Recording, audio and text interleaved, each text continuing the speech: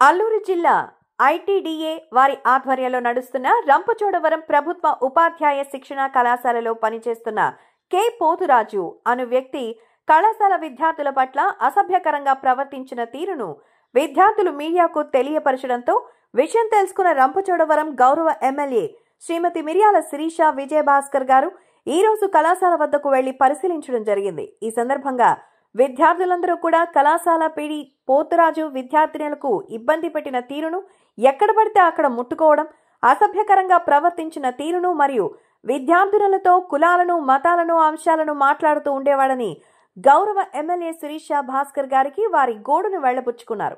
ఈ సందర్భంగా గౌరవ ఎమ్మెల్యే శిరీష విజయభాస్కర్ గారు మాట్లాడుతూ విద్యార్థుల పట్ల అసభ్యకరంగా ప్రవర్తించడం హేయమైన చర్య అని, ఆ రకంగా ప్రవర్తించిన వారిపై చట్టపరంగా శిక్ష పడాల్సిందేనని మీడియా ముఖంగా మాట్లాడడం జరిగింది.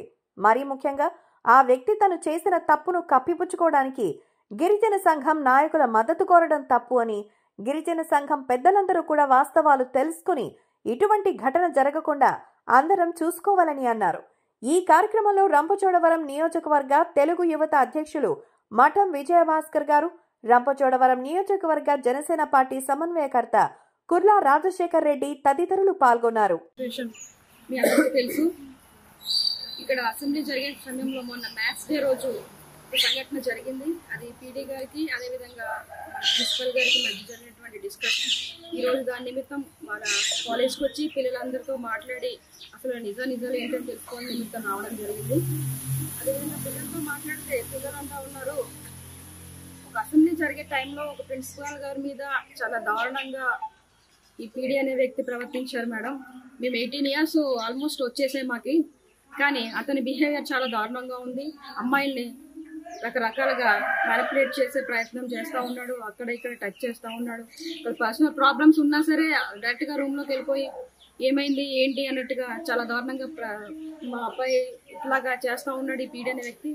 తర్వాత ఒకవేళ మిరియాల అయితే నాకు కోడలు అవుతావు లేకపోతే మరదలు అవుతావు, ఇలాగా ఇంటి పేరుని బట్టి వరుసలు కలిపి ఓన్లీ మీరు ట్రైబల్ కాబట్టి ట్రైబల్కే ఎక్కువ ఇంపార్టెన్స్ ఇవ్వడం, లేకపోతే కులానికే ఇక్కడ ఎక్కువ ఇంపార్టెన్స్ ఇవ్వడం అన్నట్టుగా ఈ వ్యక్తి ప్రయత్నిస్తూ ఉన్నాడు. అయితే ఇతను రికార్డ్ చూస్తే అసలు సిలబస్ ప్రకారం చెప్పాలి, ఎంత చెప్పాలో అంత కూడా చెప్పని పరిస్థితి.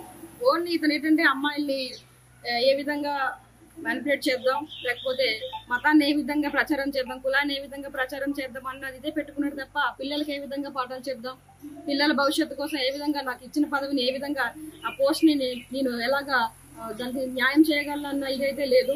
డైరెక్ట్గా పిల్లలే నాకు చెప్పారు. తర్వాత స్టాఫ్ కూడా నేను మాట్లాడడం జరిగింది. ఏ రోజు మా కాలేజ్ విషయాలు ఎప్పుడు బయటకు వెళ్ళలేదు.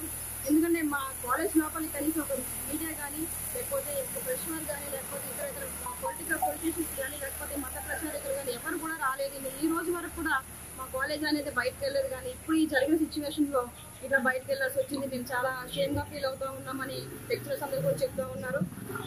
నేను ఒకటే తెలియజేస్తూ ఉన్నాను, ఇప్పుడు కొత్తగా వ్యక్తి పిల్లల ముందు ఒక లెక్చరర్ని ఒక ప్రిన్సిపాల్ని కొట్టడమే తప్పైతే మళ్ళీ దాన్ని ఇంకో రకంగా తీసుకెళ్తా ఉన్నాడు. గిరిజన సంఘాలన్నీ బయటికి రావాలి, ఒక కోయ వ్యక్తికి అన్యాయం జరుగుతూ ఉంది, మీరందరూ న్యాయం చేయాలి, అందరం కలిసికట్టుగా వెళ్ళాలి. తప్పు చేస్తే ఎవరైనా తప్పే, నేను కులమే, నేను ఎస్టీ కోయే, అలా అని తప్పు చేసాడని అతను సపోర్ట్ చేస్తే తప్ప కదా. దయచేసి కుల పెద్దలు కానీ మత పెద్దలు కానీ ఎవరు కూడా రాజకీయం చేయాలని మాత్రం ప్రయత్నించొద్దు. నువ్వు ఎస్టీయా నాన్ ఎస్టీయా లేకపోతే హిందువా క్రిస్టియనా ముస్లిమా అది కాదు విషయం.